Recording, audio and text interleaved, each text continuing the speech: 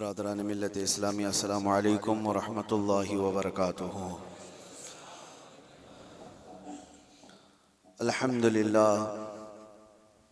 الحمدللہ الحنان المنان الذي خلق الإنسان وعلمه البيان، والصلاة والسلام على رسوله سيد الإنس والجان وعلى آله وأصحابه ذوي الخير والإحسان، أما بعد فأعوذ بالله من الشيطان الرجيم، بسم الله الرحمن الرحيم، إن الله مع الذين اتقوا والذين هم محسنون، صدق الله مولانا العظیم۔ بارگاہ رسالت مواب صلی اللہ علیہ وسلم میں درود پاک کا ہدیہ پیش کریں۔ اللہم صلی علی سیدنا و مولانا محمد معدن الجود والکرم وآلہ واصحابہ الکرام وابنہ الکریم وبارک وسلم صلاة دائمتا سرمدا ابدا۔ عزیزان گرام وقار، ماہ ربیع الاخر میں تقریباً سنیوں کے ہاں خوشگوار موسم اس معنی میں آتا ہے کہ اس کو ہمارے درمیان غوث پاک کا مہینہ 11ویں کے مہینے کے نام سے یاد کیا جاتا ہے۔ میں سب کی بات نہیں کر رہا ہوں، سنیوں کی بات کر رہا ہوں۔ اور سرکار سیدنا عبد القادر جیلانی غوث العظم بغدادی رضی اللہ تعالیٰ عنہ کے یاد میں تقریباً پوری دنیا اپنے اپنے انداز سے خراج عقیدت پیش کرتی ہے، نیاز، ایصال ثواب، بہت ساری باتیں۔ آج میں ایک بات عرض کرنا چاہتا ہوں کہ اللہ کا ولی کون ہے؟ ہم تو انہیں سلطان الاولیاء کہتے ہیں۔ سلطان الاولیاء ہیں کیونکہ اللہ تبارک و تعالیٰ کے مقدس بندوں میں کچھ وہ ہیں جن کو اللہ تعالیٰ نے اپنی محبوبیت کے لیے چن لیا ہے۔ انبیاء کرام علیہ السلام کا سلسلہ جب ختم ہوا، حضور پاک صلی اللہ علیہ وسلم آخری نبی ہیں، ان کے بعد قیامت تک کوئی دوسرا نبی نہیں آئے گا۔ تو نبیوں کے بعد نبیوں کا جو کام کیا جانا ہے، اس کام کو لے کر آگے بڑھانے والے امت کے وہ صالحین کو اولیاء اکرام کہا جاتا ہے۔ اور ولی ہوتا کون ہے؟ ولی کا کوئی خاص چہرہ، خاص لباس یا کوئی ایسی چیز نہیں بتائی گئی، لیکن قرآن نے کہا ان اولیاءہ الا المتقون، اللہ کے ولی صرف وہ ہوتے ہیں جو متقی ہوتے ہیں۔ اور متقی کون ہوتا ہے؟ متقی کس کو کہتے ہیں؟ تقوی والا۔ یہ عربی کا لفظ ہے۔ متقی کس کو کہتے ہیں؟ اس کی بہت ساری ڈیفینیشن ہے۔ ایک چیز میں بتاؤں، حضور پاک صلی اللہ علیہ وسلم نے فرمایا کچھ چیزیں حلال ہیں، کچھ چیزیں حرام ہیں۔ حلال بھی سب کو پتا ہے یہ حلال ہے، حرام بھی سب کو پتا ہے یہ حرام ہے، جو واضح ہے، جس میں کوئی شک نہیں۔ لیکن حلال اور حرام کے بیچ میں کچھ چیزیں ایسی ہیں جن کے بارے میں شک ہوتا ہے کہ حلال ہے کہ نہیں ہے، حرام ہے یا نہیں۔ تو فرمایا گیا ایسی شک والی چیزوں کو چھوڑ دینے کا نام تقویٰ ہے، حرام چیزیں چھوڑنے کا نام نہیں۔ حرام چیزیں چھوڑنا تو مسلمان کے لیے ضروری ہے۔ شراب نہیں پیتا، چوری نہیں کرتا، زنا نہیں کرتا، یہ ساری چیزیں نہیں کرتا، یہ تو مسلمان کے لیے ضروری ہیں۔ لیکن چند وہ چیزیں ہیں جو حرام اور حلال کے بیچ میں مشکوک ہیں، ان چیزوں کو بھی چھوڑ دینے کا نام تقویٰ ہے۔ اور تقویٰ دل سے ہوتا ہے، تقویٰ دل سے ہوتا ہے۔ اس طور پر سمجھ لیں کہ ہمیشہ اس کے سینے میں اللہ کا خوف ہو، ہر گھڑی اللہ تبارک و تعالیٰ کی خشیت ہو، اس کو تقویٰ کہا جاتا ہے۔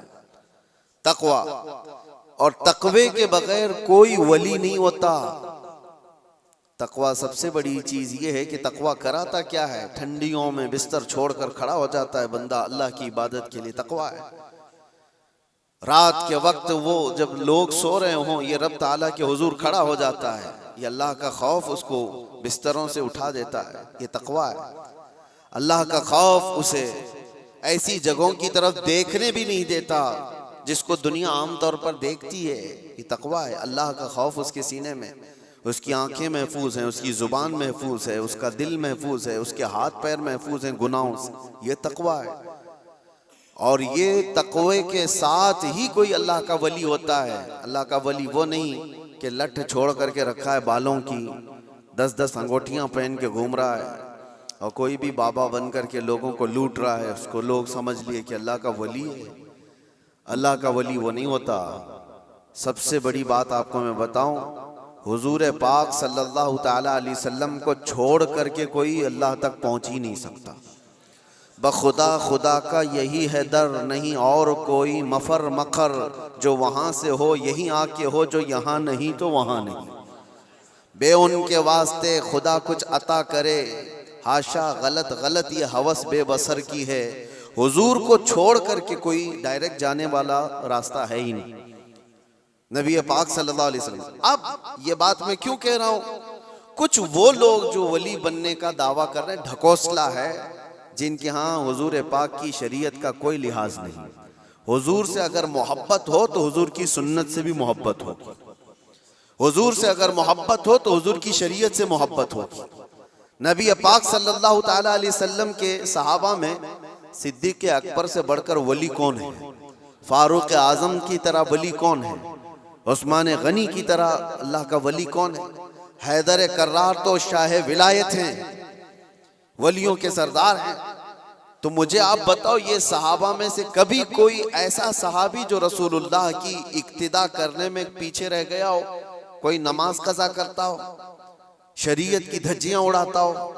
کوئی ایک بھی صحابی آپ کو ایسا نہیں ملے گا، ایک بھی صحابی نہیں ملے گا، کیونکہ سب کو پتا ہے رسول پاک صلی اللہ علیہ وسلم کا دروازہ چھوڑ کر اللہ تک نہیں پہنچ سکتا، کوئی نہیں پہنچ سکتا۔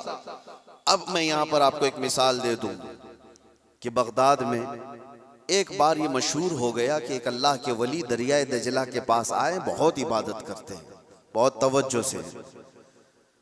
غوث پاک کا زمانہ ہے، سرکار غوث پاک کو جب یہ خبر ہوئی کہ ایک کوئی بڑے ولی آئے ہیں دریائے دجلہ کے پاس عبادت کر رہے ہیں، تو آپ نے کہا اللہ کے ولیوں سے ملاقات یہ اپنے آپ میں ایک عبادت ہے، میں ان سے ملاقات ضرور کروں گا۔ تو سرکار غوث پاک بھی چلے گئے دریائے دجلہ کے پاس کہ وہ اس اللہ کے ولی سے میں ملاقات کروں۔ جب وہاں پہنچے تو پتا چلا کہ وہ صبح ہی وہاں سے رخصت ہو گئے تھے، چلے گئے تھے، غوث پاک سے ان کی ملاقات نہیں ہو پائی۔ لیکن لوگوں میں مشہور تھا، سارے لوگ دیکھ رہے تھے، وہ کنٹینیو عبادت کرتے تھے، مسلسل عبادت کرتے تھے۔ تو غوث پاک رضی اللہ تعالیٰ عنہ جب لوگوں سے پوچھتے ہیں وہ عبادت کہاں کرتے تھے، لوگوں نے بتایا جو جگہ تھی وہ ریت پر جو ہے دریا کے کنارے جو ریتی پڑی ہوئی تھی اسی پر عبادت کرتے تھے۔ غوث پاک غور سے نشانیاں دیکھتے ہیں، ان کے سجدوں کے نشان تھے، ان کے ہاتھوں کے پیروں کے نشان تھے۔ آپ نے غور سے دیکھنے کے بعد پھر کہا تم لوگ جھوٹے شخص کو اللہ کا ولی سمجھ لیے ہو، وہ کہاں سے اللہ کا ولی تھا، تم لوگ کسی کو بھی ولی مان لیتے ہو۔ لوگوں نے کہا آپ نے تو دیکھا نہیں اور ایسی ہی آپ کہہ رہے، ہم تو ان کو مسلسل عبادت کرتے ہوئے دیکھ رہے تھے، کوئی نماز قضا تو نہیں کرتے تھے۔ غوث پاک کا معیار دیکھیں، کس کو وہ اللہ کا ولی سمجھتے تھے، کسوٹی۔ سرکار غوث پاک فرماتے ہیں تم نے دیکھا ضرور ہوگا، لیکن میں ان کے نشانات دیکھ رہا ہوں، سجدے میں جانے کے، ہاتھوں کے نشان یہاں نظر آ رہے ہیں۔ لوگوں نے پوچھا اس سے کیا سمجھ میں آیا آپ کو؟ کہا دیکھو 10 انگلیاں ریت پر ایسی کھلی ہوئی پڑی دکھ رہی ہیں، اور میرا ماننا یہ ہے کہ جب نبی پاک صلی اللہ تعالی علیہ وسلم سجدہ کرتے تھے تو 10 انگلیاں ملی ہوئی ہوتی تھی، سجدے میں حضور پاک صلی اللہ علیہ وسلم کی انگلیاں ملی ہوئی ہوتی تھی، اور یہ شخص جس کو تم عبادت کرتا ہوا دیکھ رہے ہو اس کی انگلیاں پوری پھیلی ہوئی ہیں، جو حضور کی سنت پر عمل نہیں کرتا میرے نزدیک وہ ولی ہو نہیں سکتا، وہ ولی نہیں ہو سکتا۔ ایک سنت کو ترک کرنے پر غوث پاک فرماتے ہیں کہ میں اس کو نہیں مانتا ولی۔ اب آپ اندازہ کریں لوگوں نے تو پتہ نہیں کس کو ولی بنا لیا ہے۔ کیسے کیسے باباؤں کے پیچھے یہ گھوم رہے ہیں، وہ ایسے بابا جن کے نماز کا کوئی ٹھکانہ نہیں، دن بھر قوالی میں بیٹھے رہتے، نماز کے بارے میں پوچھو تو کہیں گے مکہ میں پڑھتے ہیں، مدینے میں پڑھتے ہیں۔ کچھ وہ بھی ہیں جو دل کی نمازوں کی بات کرتے ہیں۔ یہ سب شیطان ہے۔ شیطان اس طرح کے چہرے بنا کر کے امت کو گمراہ کرتا ہے۔ ہمارے علاقے میں ایک مرید صاحب آئے ہوئے تھے کافی سال پہلے، کسی پیر صاحب کے، انہوں نے کہا تھا کہ ہمارے پیر صاحب کی نماز اللہ نے معاف کر دیا ہے۔ میں نے پوچھا تھا کہ کیوں؟ کہا اتنا تقویٰ ہو گیا، اتنی عبادت کیے ہیں کہ ان کو اب یہ ظاہری نماز کی ضرورت نہیں ہے، وہ باطنی نماز پڑھتے ہیں۔ میں نے ان کو ایک سپرے مارا تھا، وہ ابھی تک آئے نہیں واپس۔ کہا شریعت میں 4 لوگوں پر نماز معاف ہے، 4 لوگوں پر نماز معاف ہے۔ نابالغ بچہ ہو تو نماز معاف ہے، بھی مطلب اس پر نماز فرض ہی نہیں ہوئی۔ دوسرے پاگل ہو، دماغی نہیں ہے تو بھی نماز معاف ہے۔ اور تیسرے عورت کی جو ماہواری آتی ہر مہینے، حیض کے دنوں میں عورت کو نماز معاف ہے۔ چوتھے بچے کی ولادت ہو جائے عورت، اس کے بعد اس کو نفاس جو آتا ہے وہ 40 دن تک بھی ہو سکتا ہے میکزیمم، اتنے دن عورت کو نماز معاف ہے۔ یہ 4 لوگ ہیں جن کو نماز معاف ہے۔ میں نے مرید صاحب سے کہا تھا پیر صاحب کو پوچھ لینا ان 4 میں آپ کیا ہو؟ یا تو تمہارا پیر نابالغ ہوگا اس لیے نماز معاف ہو گئی، یا تو پاگل ہوگا اس لیے معاف ہے، یا تو پھر وہ 2 کیٹیگری جو بڑی ڈینجر ہے۔ پوچھ لینا۔ میرے عزیزو، غوث پاک پر نماز معاف نہیں ہوئی تو اے غیر نتھو کھیرے کی بات کیا ہے؟ سلطان الاولیاء غوث پاک رضی اللہ تعالیٰ عنہ کے ساتھ یہ ہوا تھا، آپ نماز پڑھ رہے تھے، بادل کا ٹکڑا ایک سایہ بن کر کے آپ کے اوپر طاری ہوا اور اس سے آواز آنے لگی، اے عبد القادر، میں نے تجھ پر سارے حرام کو حلال کر دیا ہے، میں نے تجھے نماز معاف کر دی ہے، تو نے اتنی عبادت کر ڈالی۔ اور ظاہر سی بات ہے یہ 4 دن لوگوں میں بیٹھ کر کے عبادت کر کے یہ سمجھ لیں کہ میں بہت کیا ہوں۔ غوث پاک تو وہ ہیں جنہوں نے 15 سال تک ایک پاؤں پر کھڑے ہو کر رات بھر نماز پڑھی، اور تقریباً 40 سال ان کی عبادت کے ایسے گزرے ہیں کہ ایک انگور کے دانے سے سحری کرتے تھے اور آدھے گلاس پانی سے افطاری کر لیا کرتے تھے۔ یہ غوث پاک کی عبادات اور مجاہدات اتنے سالوں کے بعد اگر کوئی کہے ان کو تو بات تو ایسی لگتی ہے نا کہ شاید دماغ میں یہ بات آ جائے، ہاں اتنے سالوں کی عبادت ہوئی، بادل کے ٹکڑے سے آواز آئے کہ عبد القادر میں نے سارے حرام حلال کر دیے تم پر اور نمازیں معاف کر دی۔ لیکن وہ ایسے ویسے لوگوں کی صحبت پائے ہوئے اور موسمی طریقوں کے ولی نہیں تھے۔ غوث پاک رضی اللہ تعالیٰ عنہ شان محبوبیت پر فائز تھے۔ آپ نے برجستہ کہا یہ آواز رحمان کی نہیں ہے، یہ شیطان کی ہے۔ جب نبی پاک صلی اللہ علیہ وسلم پر نماز معاف نہیں ہوئی تو میں کون ہوتا ہوں؟ اللہ کے رسول صلی اللہ علیہ وسلم جو صاحب شریعت ہیں، حضور نے نماز نہیں چھوڑی، اور وہ بھی آخری وقت تک۔ جانتے ہو روایات میں موجود ہے اس وقت رسول اللہ صلی اللہ علیہ وسلم حجرے سے باہر آ رہے تھے جب آپ کی وفات کو چند ہی دن باقی تھے۔ حضور کی وفات کو، حضور کے انتقال کو چند دن باقی تھے۔ حضرت ابوبکر صدیق امامت کر رہے تھے، لیکن اس کے باوجود رسول پاک صلی اللہ علیہ وسلم سخت علالت کے بعد حجرے سے باہر تشریف لائے تھے، اس حالت میں کہ روایات میں موجود ہے حضور 2 صحابہ کے کندھوں پر ہاتھ رکھ کر کے باہر آ رہے تھے، پیر زمین پر نہیں لگ رہے تھے۔ اس قدر شدت کی تکلیف کے ساتھ بھی نبی پاک صلی اللہ علیہ وسلم مسجد میں تشریف لا رہے ہیں، اور یہاں مرغ مسلم توڑتے ہوئے بیٹھے ہوئے وہ پیر کہتے ہیں کہ ہمارے لیے نماز معاف ہے۔ غوث پاک نے جب یہ کہا کہ یہ رحمان کی آواز نہیں، یہ شیطان ہے، میرے لیے نماز معاف نہیں ہو سکتی، تو غوث پاک رضی اللہ تعالیٰ عنہ پر اس نے غرور اور تکبر میں لانے کے لیے ایک دوسرا حملہ کیا تھا اور کہا عبد القادر تم بہت پڑھے لکھے ہو، بہت علم ہے تمہارے پاس، تم پڑھے لکھے نہ ہوتے، علم نہ ہوتا تو آج میرے گمراہی میں آ جاتے۔ شیطان اپنی اصلی حالت پر آ گیا، کہا ٹھیک ہے تم نے مجھے پہچان لیا لیکن تم بہت پڑھے لکھے ہو، تمہارا علم اتنا ہے کہ تم بچ گئے۔ غوث پاک نے کہا تو دوسرا حملہ کر رہا ہے مجھ پر، میرے علم نے نہیں بچایا، مجھے رب کے فضل نے بچایا۔ یہاں پر بھی آدمی بہک سکتا ہے، اگر ہاں کہہ دیا کہ ہاں میں تو پڑھا لکھا ہوں، میں بہت علم والا ہوں، اسی لیے بہت سارے علم والے بھی بھسم ہو گئے، علم والے بھی بہک گئے۔ علم کے ساتھ رب کا فضل ہے تو پھر وہ بچ جاتا ہے۔ میرے عزیزو، عرض یہ کرنا ہے کہ حضور پاک صلی اللہ علیہ وسلم کی شریعت کو چھوڑ کر کے کوئی ولی نہیں ہو سکتا۔ غوث پاک رضی اللہ تعالیٰ عنہ کی 11ویں کرنے والے، نیاز کرنے والے، سب سے میرا ایک ہی کہنا ہے اور سب کے لیے ایک میسج ہے کہ تمہاری 11ویں، تمہارے کھچڑے، تمہارے نیاز یہ فرض نہیں، نہ ہی واجب ہیں، مستحب کے درجے میں آ سکتے ہیں، لیکن فجر کی نماز سے لے کر عشاء کی نماز تک فرض یہ تمہارے اوپر ایسا ضروری ہے کہ اس چیز کے لیے کوئی معافی نہیں ہے۔ ایک سال تم نے دیگ نہیں بنائی، نیاز نہیں کی تو قیامت کے دن نہیں پوچھا جائے گا کہ تم غوث پاک کی فاتحہ کرتے تھے کہ نہیں کرتے تھے، یہ سوال نہیں ہوگا، لیکن یہ سوال ضرور ہوگا کہ فجر میں اٹھے کیوں نہیں تھے، یہ سوال ضرور ہوگا اتنی نمازیں قضا کیوں ہوئی تم سے۔ میرے عزیزو، نوافل اور مستحبات میں پڑی ہوئی یہ امت، میں منع نہیں کرتا، آپ شوق سے، ہم بھی کرتے، غوث پاک رضی اللہ تعالیٰ عنہ کے دربار میں ایصال ثواب کے لیے، مرحومین کے لیے ہم نیاز، فاتحہ، ساری چیزیں کرتے ہیں، لیکن اس کا مطلب یہ نہیں ہے کہ کل وہی ہے اور اللہ تبارک و تعالیٰ کی یہ عبادتیں کچھ معنی نہیں رکھتی، نماز نہیں ہے، قرآن نہیں ہے۔ عزیزان گرامی، میں ان لوگوں سے پوچھتا ہوں جو 2-3 گھنٹے قوالیوں پر رقص کرتے ہیں، قرآن کی ایک سورہ بھی تو سن کے دکھاؤ، وہ رب کا کلام ہے، اللہ کا کلام ہے، کسی قاری قرآن سے تم قرأت سن کر کے جھومو، پھر پتہ چلے کہ ایمان تمہارے دل میں کتنا ہے۔ ڈھول باجوں پر رقص کرنے والی قوم، ایمان سے اگر تعلق ہے تو ان خرافات میں نہیں جا سکتا کبھی۔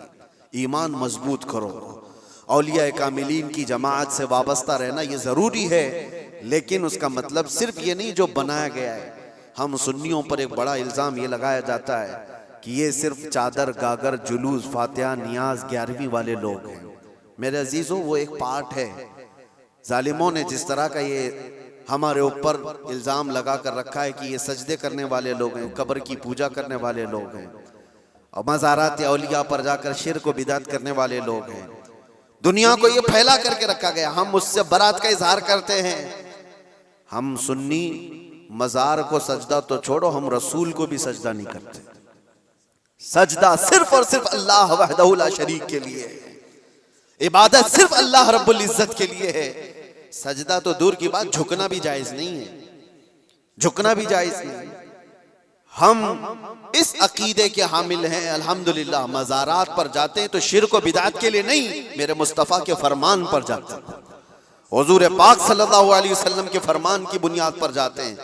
اور رہی بات اولیاء کاملین کے مزارات پر جا کر دعا کرنا، یہ قرآن سے ہم اخذ کرتے ہیں کہ سیدنا زکریا علیہ السلام، زکریا علیہ السلام اللہ کے نبی ہیں، پتہ ہے بیت المقدس کے امام، قرآن میں ہے 3 پارے میں، سورہ آل عمران، آپ پڑھ کر کے دیکھنا، ان کو اولاد نہیں تھی، 90 سال کی قریب عمر ہو گئی تھی، لیکن اسی وقت بیت المقدس میں حضرت بی بی مریم کو لایا گیا تھا۔ حضرت بی بی مریم کا بھی معاملہ ایسا ہے، ان کی والدہ منت کری تھی، ان کے والد عمران، ان کی والدہ حنا، ان کو بھی اولاد نہیں تھی، انہوں نے منت کی تھی کہ اللہ اگر ہم کو تو بیٹا دے تو ہم بیت المقدس کی خدمت میں وقف کریں گے۔ بیٹا نہیں ہوا، بیٹی ہوئی۔ منت کے مطابق انہوں نے اپنی بیٹی کا نام مریم رکھا اور لا کر کے بیت المقدس میں وقف کر دیا بچپن میں۔ تو کس کو دیا جائے گا؟ جو بیت المقدس کے امام تھے، متولی تھے، حضرت زکریا علیہ السلام، ان کے ہاتھ میں دیا گیا کہ یہ بچی وقف ہے۔ حضرت زکریا علیہ السلام نے قبول کیا اور ایک محراب میں بچی کو رکھتے تھے۔ قرآن میں یہ ذکر ہے، میں بتا رہا ہوں آپ کو۔ اور حضرت زکریا علیہ السلام کہتے ہیں کلما دخل علیہا زکریا المحراب وجد عندها رزقا قالت یا مریم انا لکی ھذا قالت هو من عند اللہ ان اللہ یرزق من یشاء بغیر حساب۔ جب حضرت زکریا علیہ السلام محراب مریم میں جاتے تو کہتے ہیں قسم قسم کے پھل وہاں پر رکھے ہوئے پاتے تھے۔ تو حضرت زکریا پوچھتے مریم یہ سب تیرے پاس کہاں سے آتا ہے؟ حضرت مریم کہتی ہیں سب اللہ کی طرف سے ہے، اللہ جسے چاہے بے حساب رزق دیتا ہے۔ مریم کون ہے؟ نبی نہیں ہے۔ حضرت مریم ہاں اللہ کی ولیاں ہیں، پاکیزہ مقدس ہستی، لیکن ان کو اللہ تبارک و تعالیٰ نے وہ کرامات سے نوازا تھا، وہ بچپن میں پھل وغیرہ ان کو رزق کے طور پر پہنچ رہا تھا۔ اس کے بعد کی جو آیت ہے اب سنو، اس کے بعد یہ جو واقعہ ہے اس کے بعد کی آیت قرآن پاک میں سورہ آل عمران میں رب تعالیٰ فرماتا ہے ہنالک دعا زکریا ربہ قال رب ہب لی من لدنک ذریۃ طیبۃ انک سمیع الدعاء۔ زکریا علیہ السلام کو بھی اولاد نہیں تھی، تو اسی مریم کے محراب میں کھڑے ہو گئے جہاں بی بی مریم تھی، کہا اے اللہ مجھے بھی ایک بیٹا عطا کر دے۔ ہنالک دعا زکریا ربہ، یہ قرآن کی آیت ہے۔ زکریا علیہ السلام نے اپنے رب سے دعا کی، اللہ مجھے بھی ایک بیٹا دے دے، تیری جانب سے نیک و صالح بیٹا عطا کر دے۔ اب یہ دعا تو ہو گئی، اور قرآن میں اس کے فوراً بعد آیت ہے فنادته الملائکة وهو قائم يصلي في المحراب ان اللہ یبشرک بیحییٰ۔ اسی وقت اللہ کے فرشتوں نے بشارت دے دی زکریا علیہ السلام کو، تمہاری دعا قبول ہو گئی اور یحییٰ علیہ السلام کی شکل میں تمہیں بیٹا ملنے والا ہے۔ اتنی تیز دعا۔ اب میں آپ کو بتاتا ہوں یہ آیت میں کیوں پڑھ رہا ہوں اور کیوں آپ کے سامنے رکھ رہا ہوں۔ زکریا علیہ السلام خود اللہ کے نبی ہیں، اور جہاں کے امام ہے وہ بیت المقدس ہے، دنیا کا سب سے مقدس ترین مقام اس وقت۔ بیت المقدس میں حضرت زکریا علیہ السلام جہاں عبادت کرتے تھے وہیں پہ دعا بھی تو کر سکتے تھے، وہیں پر دعا کر سکتے تھے، لیکن قرآن یہ کہتا ہے وہ محراب مریم میں آ کر کے دعا کر رہے ہیں۔ محراب مریم میں جہاں بی بی مریم بیٹھی وہاں دعا کر رہے ہیں۔ اس سے پتہ یہ چلتا ہے کہ اللہ کے صالح بندے جہاں ہوتے ہیں وہاں سے دعائیں قبول ہوتی ہیں۔ پتہ چلا جہاں نیک و صالح اللہ کے ولی رہا کرتے ہیں وہاں سے جب نبی کی دعا قبول ہوتی ہے تو پھر امتی کی کیوں نہیں قبول ہوتی؟ اور فوراً دعا قبول ہوئی اور بیٹا بھی ملا۔ اب یہ لوگ کہتے ہیں غریب نواز کے یہاں جاتے ہیں تو کیا بیٹا ملتا ہے؟ بیٹی ملتی ہے، اولاد مانگنے جاتے ہیں۔ ظالمو تمہیں پتہ نہیں زکریا علیہ السلام بی بی مریم کے پاس کھڑے ہو کر بیٹا مانگے تھے تو بیٹا نبی کی شکل میں ملا تھا۔ ہاں یہ نہیں ہے کہ وہ بی بی مریم سے مانگ رہے تھے، وہ اللہ سے مانگ رہے تھے، لیکن جگہ کون سی ہے؟ جگہ کا بھی اثر ہوتا ہے۔ ہاں ایک بات میں آپ کو بتا دوں کہ جگہ کا اگر اثر نہیں ہوتا تو مسجدیں اور یہ ساری چیزیں بنانے کی ضرورت کیا ہوتی؟ عبادت کرنے کے لیے بھی جگہ ہے، کھانا کھانے کی بھی آپ کے گھر میں جگہ ہے، حاجت میں جانے کے لیے بھی کوئی جگہ ہے، آپ کا ٹریٹمنٹ کرنے کے لیے ہاسپٹل میں بھی جگہ ہے۔ ہر چیز ایک ایک جگہ پر ہوتی ہے کہ نہیں ہوتی؟ ہوتی۔ جن لوگوں کا وہ ماننا ہے کہ کچھ بھی نہیں ضروری ہے وہاں جانا یہاں جانا، تو میں ان سے کہتا ہوں کبھی باتھ روم میں بیٹھ کر کے ڈاکٹر سے اپنا علاج کرا لو گے؟ جگہ تو جگہ ہی ہے، بیٹھے ہو نہیں ہے، آپ کو پتہ ہے اس کے لیے ہاسپٹل جانا ہوگا، اس کے بیڈ پر سونا ہوگا، وہاں پر وہ کچھ ٹریٹمنٹ کرے گا، کیا ضرورت ہے؟ پوچھتے ڈاکٹر سے آ جاؤ میرے ٹوائلٹ میں علاج کر لو، یہیں انجیکشن لگا لو۔ میرے عزیزو گندگیوں میں بیٹھا ہوا آدمی وہ اپنا علاج کرانے کے لیے بھی اٹھ کر کے چلا جاتا ہے۔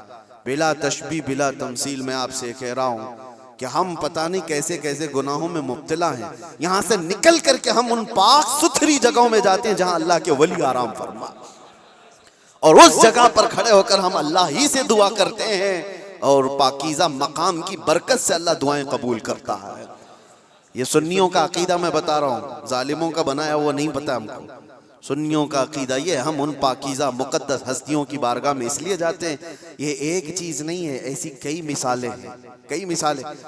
حدیث الاسراء والمعراج جو حضور صلی اللہ علیہ وسلم کے معراج کا سفر ہے نا، اس سفر میں ایک روایت یہ بھی ملتی ہے کہ ایک جگہ پر حضور پاک صلی اللہ علیہ وسلم رک گئے۔ حضرت جبرائیل امین نے کہا یہاں پر آپ 2 رکعت نماز پڑھ لیں۔ حضور پاک صلی اللہ علیہ وسلم نے وہاں پر 2 رکعت نماز ادا کی اور اس کے بعد پوچھا جبرائیل سے یہ کون سا مقام ہے؟ توجہ۔ تو حضرت جبرائیل علیہ السلام نے کہا اے اللہ کے نبی یہ وہ جگہ ہے جہاں حضرت عیسیٰ علیہ السلام کی پیدائش ہوئی تھی۔ بی بی مریم سے حضرت عیسیٰ علیہ السلام کی پیدائش ہوئی تھی، وہاں پر حضور پاک صلی اللہ علیہ وسلم نے 2 رکعت نماز ادا کی۔ ہاں جگہ کو آپ صلی اللہ تعالیٰ علیہ وسلم نے اپنے نماز کا مصلی بنایا۔ اس روایت سے میں آپ کو بتانا چاہتا ہوں جہاں عیسیٰ علیہ السلام پیدا ہوئے وہاں ہمارے نبی نماز پڑھیں، اور جہاں میرے مصطفیٰ پیدا ہوئے ہو کیا وہ جگہ دعاؤں کی قبولیت کی نہیں ہو سکتی؟ صرف اتنا ہی نہیں میرے عزیزوں، مقدس مقامات کو اللہ تبارک تعالیٰ نے خود فرمایا ہے خود فرمایا ہے کہ آپ خانہ کعبہ جاتے ہیں طواف کرنے کے لیے، طواف کرنے کے بعد جیسی طواف ختم ہوتا ہے اس کے بعد سب سے پہلا کام آپ کا کیا ہے؟ قرآن کہتا ہے پہلے پارے میں وَاتَّخِذُوا مِن مَقَامِ إِبْرَاهِيمَ مُصَلَّى، مقام ابراہیم کو اپنی نماز کی جگہ بنا لو۔ مقام ابراہیم ہے کیا چیز؟ مقام ابراہیم کیا ہے؟ جا کر کے آپ دیکھنا، اس میں ایک پتھر ہے جس پہ حضرت ابراہیم علیہ السلام کے 2 پیروں کے نشان ہیں، بس اس کے علاوہ کیا ہے؟ ایک پتھر ہے، اس پر ابراہیم علیہ السلام کے 2 پیروں کے نشان ہیں۔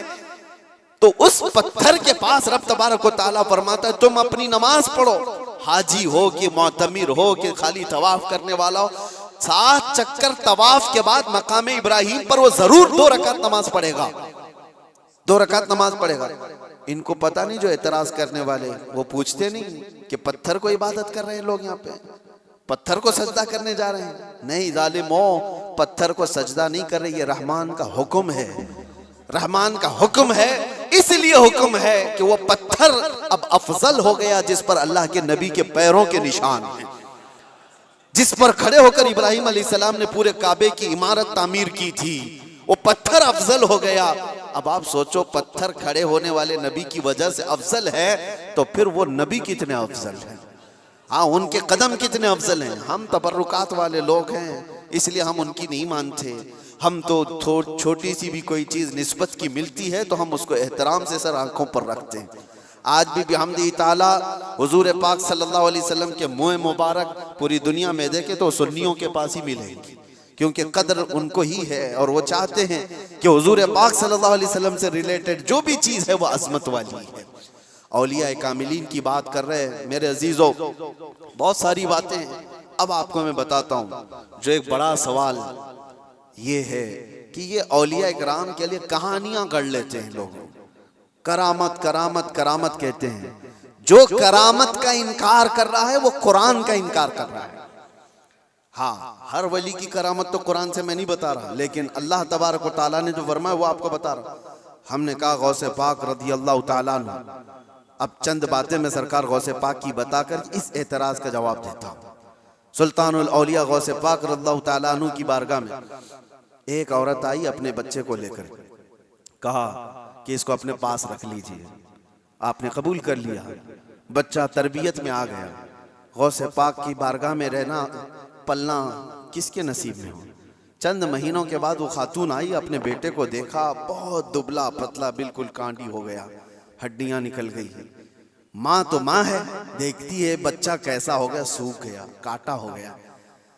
تو اس نے دیکھا کہ غوث پاک کہاں ہیں، جا کر کے دیکھتی ہے اندر تو غوث پاک کے دسترخوان پر اچھی اچھی غذائیں تھی، کچھ مرغ گوشت وغیرہ رکھے ہوئے تھے، اور یہ بوڑھی عورت کا بیٹا سوکھی روٹی پانی میں بھگو کر کھا رہا ہے، کونے میں بیٹھا ہوا۔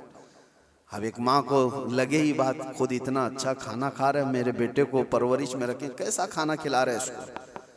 اس عورت نے کہا یہ کیسی تربیت ہے سیدنا عبد القادر، یہ کیا ہے، میرا بچہ تو ایسا ہے۔ آپ نے جواب کچھ نہیں دیا۔ تھوڑی دیر کے بعد کھانا ختم ہونے کے بعد ان ہڈیوں کو ایسے جمع کیا اور کہا قم باذن اللہ، اللہ کے حکم سے اٹھ جاؤ۔ ایک مرغی پھڑ پھڑاتی ہوئی کھڑی ہو گئی۔ ہاں آپ نے کہا کہ جب تیرا بچہ اس قابل ہو جائے تو وہ بھی روز مرغی کھائے۔ اس کی تربیت چل رہی ہے، اس کی تربیت چل رہی ہے۔ جب بندہ اپنے نفس کو مار لیتا ہے تو اللہ ساری طاقتیں اس کو عطا کرتا ہے۔ اللہ کے لیے جب بندہ دنیا چھوڑ دیتا ہے تو اللہ اس کا ہو جاتا ہے۔ تو غوث پاک کی یہ بات بتانے پر ایک صاحب مجھ سے کہہ رہے تھے کہاں سے آپ یہ ساری چیزیں لے کر کے آ گئے کہ ایک بندہ بھی کسی چیز کو زندہ کر رہا ہے؟ انہوں نے یہ نہیں دیکھا کہ غوث پاک نے کیا کہا، اللہ کے حکم سے اٹھ جا۔ گفت ہے وہ گفت ہے خدا بوت، فارسی میں کہا جاتا ہے اللہ کا ولی اس مقام پر پہنچ جاتا ہے کہ جب وہ بولتا ہے تو زبان اس کی ہوتی ہے کلمہ اللہ کا ہوتا، کلمہ اللہ کا ہوتا ہے۔ غوث پاک کی اس کرامت پر اعتراض کرنے والے، تمہیں پتہ نہیں مردوں کو زندہ کرنا، اگر یہ صرف اور صرف آپ یہ کہتے ہیں کہ اس کی وجہ سے شرک ہو جائے گا، شرک کا عقیدہ، اللہ کا کام یہ زندہ کرنا اللہ کا ہی کام ہے، لیکن اللہ اگر کسی کو یہ طاقت دے دے تو کیا ابراہیم علیہ السلام کا واقعہ قرآن میں نہیں ہے؟ 4 پرندے لے لو، ان کو ذبح کرو، ان کا قیمہ کرو، مکس کرو، 4 پہاڑوں پر رکھ کر کے آؤ، تیسرے پارے میں ہے۔ اور ابراہیم علیہ السلام نے 4 پرندوں کو ذبح کیا، ان کا قیمہ کیا اور الگ الگ پہاڑوں پر رکھ کر آئے، اور پھر اللہ نے فرمایا ہر پرندے کا نام لے کر بلاؤ، ثم ادعوہن یأتینک سعیا۔ قرآن میں پرندوں کو جب سے ابراہیم علیہ السلام نے پکارا وہ اڑتے ہوئے آئے اپنی اپنی منڈیوں کے ساتھ، اور ادھر جو گوشت تھا وہ پورا جسم بن گیا، اور سب کے سب اپنے اپنے منڈیوں سے جڑ گئے اور زندہ پرندہ ہو کر اڑ گئے۔ یہ واقعہ قرآن میں موجود ہے۔ صرف اتنا ہی نہیں میرے عزیزو، عیسیٰ علیہ السلام کے بارے میں قرآن کیا کہتا ہے کہ عیسیٰ علیہ السلام وَأُبْرِئُ الْأَكْمَحَ وَالْأَبْرَصَ وَأُحْيِي الْمَوْتَى بِإِذْنِ اللَّهِ، جو سفید داغ والا ہوتا تھا، کوڑ کی بیماری والا ہوتا تھا، عیسیٰ علیہ السلام ہاتھ رکھتے تو صحیح ہو جاتا تھا، اور کبھی مرے ہوئے آدمی کو ٹھوکر مارتے تو زندہ کھڑا ہو جاتا تھا، مٹی کے پرندے بناتے پھونک مارتے وہ اڑنے لگ جاتے تھے۔ یہ ادھر ادھر کی کتابوں کی بات نہیں کر رہا ہوں، قرآن کی بات کر رہا ہوں۔ قرآن میں موجود ہے، اللہ کے نبیوں کو اللہ نے یہ طاقت عطا کی تھی۔ میرے عزیزو، غوث پاک رضی اللہ تعالیٰ عنہ کی اس کرامت پر اعتراض کرنے والے وہ صرف ظاہر کو دیکھتے ہیں۔ غوث پاک امت مصطفیٰ کے ولی کامل ہیں، رسول اللہ کی امت کے وہ اولیاء کے سردار ہیں۔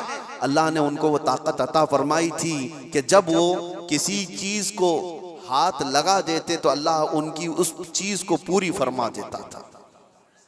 اب آپ کو چند کرامتوں کے بعد یہ بھی میں بتا دوں۔ ایک بار غوث پاک رضی اللہ تعالیٰ عنہ بیان کر رہے تھے اور ایک چیل اڑتی ہوئی آئی اوپر سے، بہت چین چین چین آواز کر رہی تھی، تو مجمع میں ادھر سے ادھر لوگ دیکھنے لگ گئے۔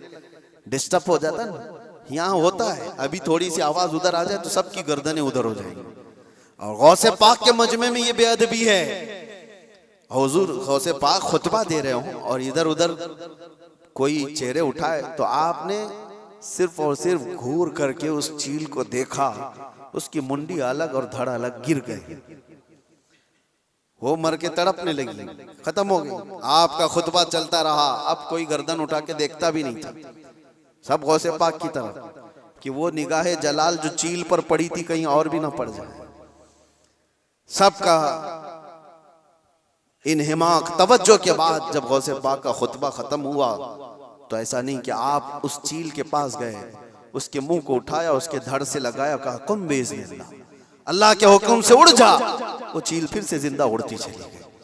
یہ کرامات کے باب میں ہے، یہ کرامات، اس کو کیا کہتے ہیں؟ کرامت معجزے کا پرتو ہے، اللہ کے ولی کے ہاتھ سے ایسا کام جو عام آدمی نہیں کر سکتا، اور یہ خصوصی طاقت اللہ تعالیٰ نے اپنے بندوں میں ان اولیاء کو دی ہے جو متقی اور پرہیزگار ہوتے ہیں۔ اب میں آپ کو بتاتا ہوں، وقت کم ہے، یہ کہتے ہیں کہانیاں ہیں، یہ لوگوں کی بنائی ہوئی داستانیں ہیں۔ میرے عزیزو، تم کو ماننا اور نہ ماننا یہ ہمارے لیے ضروری نہیں، اور نہ ہی ہم کسی کو منوانے جا رہے ہیں۔ بات اتنی ہے کہ حضرت سلیمان علیہ السلام کے دربار میں بھی یہ بات ہوئی تھی کہ سلیمان علیہ السلام کے دربار میں سارے پرندے حاضر تھے، ایک پرندہ نہیں آیا تھا، ہدہد لیٹ سے آیا۔ سلیمان علیہ السلام جلال میں کہا اس کو میں سزا دے دوں گا۔ بہت دیر کے بعد آیا، پوچھا کہ تیرا عذر بتا، کیوں تو تاخیر سے آیا؟ یہ بھی قرآن کی بات کر رہا ہوں، 19ویں پارے میں اٹھا کر کے آپ پڑھ لینا اس کو۔ اس نے کہا اے اللہ کے نبی، میں اڑتے اڑتے ایک ایسی جگہ پر چلا گیا تھا جہاں دیکھا لوگ شرک کر رہے ہیں، سجدہ کر رہے ہیں ایک عورت کو، سجدہ کرتے ہیں سورج کو، اور ایک عورت ان کی حاکم ہے، عورت ان کے اوپر حکومت کر رہی ہے جس کا نام سبا بلقیس ہے۔ سلیمان علیہ السلام نے کہا اچھا ایسا ہے، تو جا کر کے اب سلیمان علیہ السلام نے کہا میرا خط دے دو، اللہ کی بارگاہ میں وہ سربہ سجود ہو جائے، شرک کو چھوڑے اور وہ ایمان لائے۔ خط لے جا کر کے دیا گیا، کون؟ پرندہ ہی۔ وہ عورت ماننے سے انکار کر دی، جو بھی معاملہ ہے، اور وہ لڑنا چاہتی تھی، اپنی فوج لے کر کے سلیمان علیہ السلام کے پاس آنا چاہتی تھی، فوج لے کر وہ نکلی، لیکن اس کے ساتھ ایک معاملہ تھا، وہ جس تخت پر بیٹھتی تھی وہ دنیا کا سب سے مہنگا تخت تھا، ایسا تخت تھا کہ سونے اور چاندی سے جڑا ہوا، ہیرے قیمتی اس پہ لگے ہوئے، اور اس تخت کی حفاظت کے لیے 7 دروازے بنے ہوئے تھے، ہر دروازے پر سنتری پہرے دار کھڑے ہوئے۔ سلیمان علیہ السلام کو یہ بات ہدہد نے بتائی، لیکن یہ تو ذکر قرآن میں اس کا نہیں ہے، لیکن سلیمان علیہ السلام کو یہ معلوم تھا کہ اس کا تخت ہے، وہ غیب کی جاننے والے کو ہی نبی کہا جاتا ہے۔ آپ نے صرف اپنے مجمع میں اتنا کہا، سنا ہے بلقیس اپنے ہاں سے نکل، بلقیس کہاں رہتی تھی؟ یمن میں۔ سلیمان علیہ السلام کہاں رہتے تھے؟ فلسطین میں۔ آپ ڈسٹینس آج کے زمانے میں بھی ناپ کے دیکھ لینا کتنے کلومیٹر کا ہے، یمن کہاں ہے اور فلسطین کہاں ہے۔ سلیمان علیہ السلام نے اپنے مجمع میں صرف اتنا کہا، کوئی ہے جو بلقیس کے آنے سے پہلے وہ تخت میرے پاس لے کر آ جائے، جو تخت حفاظت میں ہے، 80 گز لمبا 40 گز چوڑا، چھوٹا موٹا نہیں، 80 گز لمبا 40 گز چوڑا اور اتنا ہی موٹا۔ تو سلیمان علیہ السلام نے جب یہ کہا تو کس نے جواب دیا سب سے پہلے؟ وہ بھی قرآن میں، قال عفریت من الجن انا آتیک بہ قبل ان تقوم من مقامک۔ ایک جن کھڑا ہوا، جنات جو موکل حاضر کرنے کے لیے بابا لوگ چلے کر رہے ہیں، ان کو بھی بیان کر رہا ہوں میں۔ کچھ لوگ یہ سمجھتے ہیں جنات مل جانا چاہیے ہاتھ میں، وہ کر دوں گا یہ کر دوں گا، جنات ہاتھ میں آ گئے تو پوری بینک لوٹ لوں گا، جن کو لگا دوں گا تھیلے بھر بھر کے پیسے لا کر دے دے گا، جن کی حیثیت کیا ہے تمہیں پتہ بھی نہیں، کسی دن اٹھا کے تم کو ہی پٹک دے گا۔ جن کیا کہتا ہے قرآن میں ہے، اے اللہ کے نبی میں لا کے دوں گا، وہ تخت میں لا کر کے دوں گا۔ کب تک؟ آپ کی یہ مجلس ختم ہونے سے پہلے۔ ابھی اگر مجمع میں کوئی مجھ سے کہہ دے کہ حضرت جمعہ کا بیان ہونے سے پہلے میں ایک کام کر دوں گا، تو آپ کو سمجھ میں آ جائے گا کتنا ٹائم ہے، بس 4-5 منٹ کی بات ہوگی۔ اس جن نے کہا، اچھا یہ سننے کے بعد آپ کو بھی لگ رہا ہوگا جن نے کہا ہے تو ٹھیک ہے لا کے دے سکتا ہے، جنات کی طاقت سب کے دماغوں میں بیٹھی ہوئی ہے، جن تو مطلب جن ہے، یہاں سے اڑا ادھر پہنچا، ادھر سے اڑا ادھر پہنچا، یہی دماغ میں ہے نا، کچھ بھی کر سکتا ہے جن، یہ سب کے دماغ میں ہے۔ لیکن سلیمان علیہ السلام نے اس جن سے کہا نہیں، اس سے بھی جلدی کوئی لا سکتا ہے۔ دوسرا جن نہیں کھڑا ہوا، کیا اس جن کو اتنی طاقت نہیں ہے میں لا سکتا ہوں؟ دوسرا جن نہیں کھڑا ہوا۔ قرآن کہتا ہے قال الذی عندہ علم من الکتاب، کتاب کا علم جس کے پاس تھا، اللہ کا ایک ولی کھڑا ہوا سلیمان علیہ السلام کی امت میں، وہ کہتا ہے اللہ کا ولی جن کا نام آصف بن برقیہ بتایا جاتا ہے، انہوں نے کہا انا آتیک بہ قبل ان یرتد الیک طرفک، اے اللہ کے نبی میں وہ تخت لاؤں گا، کتنی دیر میں؟ کہا کہ آپ کی پلک جھپکنے سے پہلے۔ اور پھر قرآن کہتا ہے فلما رآہ مستقرا عندہ، سلیمان علیہ السلام کی بات کمپلیٹ بھی نہیں ہوئی تھی، آپ نے پلٹ کر دیکھا تو وہ تخت وہاں حاضر تھا۔ کون لایا؟ سلیمان علیہ السلام خود نبی ہیں، ان کا پاور اپنی جگہ پر، لیکن لانے والا نبی نہیں تھا، وہ اس امت کا ولی تھا۔ کس امت کا؟ بنی اسرائیل میں ہے، سلیمان علیہ السلام بنی اسرائیل کے نبی ہیں۔ بنی اسرائیل کے ایک امتی ولی نے وہ تخت پلک جھپکنے سے پہلے حاضر کر دیا۔ 1000 کلومیٹر سے بھی زیادہ کا ڈسٹینس ہے یمن اور فلسطین میں، زیادہ ہے، اس سے زیادہ ہے، اور تخت پلک جھپکنے سے پہلے لا کر حاضر کر دیا۔ اور قرآن کی آیتیں پڑھو، انہوں نے یہ نہیں کہا میرے بازو کی طاقت ہے، میری قوت ہے، میں اتنا پاورفل ہوں، بلکہ تخت حاضر کر کے اس کے بعد سلیمان علیہ السلام نے کیا کہا؟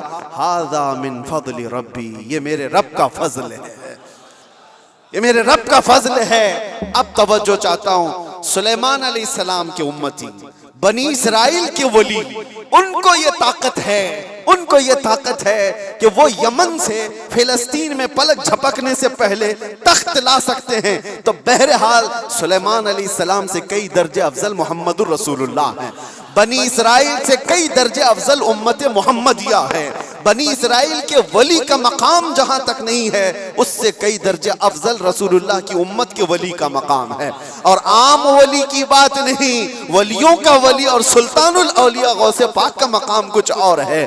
پھر بغداد سے جب وہ یہ کہتے ہیں کہ میں مغرب میں ہوں اور میرا مرید مشرق میں ہو اور اس کا ستر کھل جائے تو میں یہیں سے اس کو چھپا دیا کرتا ہوں، تو یہ بات کوئی غلط نہیں ہے، اللہ نے ان کو وہ مقامات عطا کیے ہیں۔ غوث پاک نے اسی لیے تو کہا تھا اپنے قصیدے میں رأیت نظرت الی بلاد اللہ جمعا کخردلۃ علی حکم اتصالی، میں اللہ کے سارے شہروں کو ایسے دیکھتا ہوں جیسے رائی کے دانے کو اپنے ہتھیلی میں دیکھتا ہوں۔ ہاں یہ قرآن سے میں نے بتایا ہے، لفاظی نہیں ہے جو کہتے کہانیاں ہیں، وہ قرآن بھی تو پڑھ کر کے دیکھ لیں۔ قرآن پڑھنے کے بعد انہیں سمجھ میں آ جائے گا کہ ولی کی طاقت کیا ہوتی ہے، ولی کی کرامت کیا ہوتی ہے۔ کرامتوں کا منکر یہ قرآن کا منکر ہے۔ اللہ ان کو ہدایت عطا فرمائے اور ہمیں ہمیشہ اولیاء کے قدموں سے وابستہ رکھے۔ آج ہم کرامت دیکھنے کے چکر میں نہیں گھومے ہیں۔ میں یہ بھی بات بتا دوں، آپ یہ مت سوچو کہ مجھے یہاں کرامت دکھنا چاہیے، وہاں کرامت دکھنا چاہیے۔ آپ کرامت دیکھنے کے چکر میں ادھر ادھر نہ جاؤ، آپ ولیوں کے تقوی دیکھنے کے لیے گھومتے رہو، ولیوں کی شریعت پر عمل کو دیکھتے رہو، تاکہ تمہارے اندر بھی وہ تقوی آ جائے، تمہارے اندر بھی وہ عمل آ جائے۔ ہاں بس آخر بات یہ ہے کہ ہم دعا یہی کرتے ہیں کہ ان اولیاء کے دامن سے وابستہ رہیں، زندہ بھی ان کے قدموں میں رہیں اور مریں تو ان کے آس پاس رہیں۔ یہ تمنا ہے۔ کیوں؟ اس لیے کہ پتہ ہے ہم بیٹھے ہوئے ہیں، کسی جگہ گئے ہیں، کہا مفتی صاحب آئے ہیں، بھیڑ بھاڑ بہت تھی اور لوگ لا کر کے گرمی کی وجہ سے پنکھا لگا دیے، پنکھا چل رہا ہے، ہوا تیز آ رہی ہے۔ کس کے لیے لگایا؟ ہمارے لیے لگایا، لیکن آس پاس بیٹھے ہوئے سب ہوا کھا رہے ہیں۔ ان کے لیے لایا نہیں گیا تھا، پنکھا ہمارے لیے لایا گیا تھا، لیکن پنکھا ایسا نہیں ہے کہ ایک ہی جگہ پھینک رہا ہے ہوا، بلکہ آس پاس جو بیٹھے ہوئے ہیں وہ بھی گرمی سے جو بے حال تھے اب باحال ہو گئے، ان کو بھی ہوائیں مل رہی ہیں۔ یہی بات ہے، اولیاء کے آستانوں کے پاس جانے سے اللہ کی رحمتیں جھما جھم برس رہی ہوتی ہیں، ہم گنہگاروں پر بھی وہ چھینٹے پڑ جاتے ہیں اور ہمارا دل بھی چمکنے لگ جاتا ہے۔ اللہ تبارک و تعالی ہمیں تقوی عطا فرمائے، اولیاء کاملین کے واسطے اللہ تبارک و تعالی آخرت میں ہماری مغفرت فرمائے۔ وآخر دعوانا الحمدللہ رب العالمین۔ السلام علیکم۔